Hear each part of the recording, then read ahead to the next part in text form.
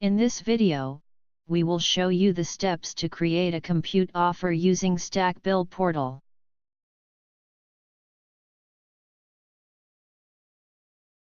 Expand the service menu and click on Compute Offer option.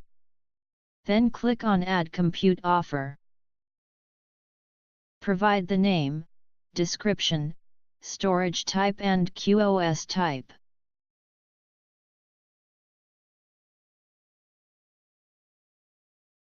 Under Compute Resource, provide the required memory, virtual CPU core and its speed for your offering.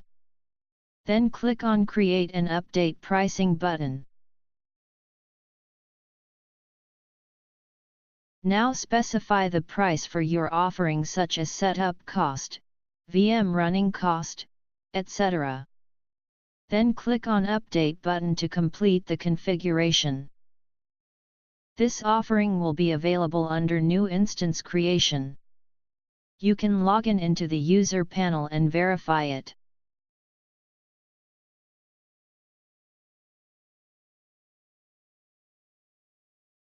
Thanks for watching this video.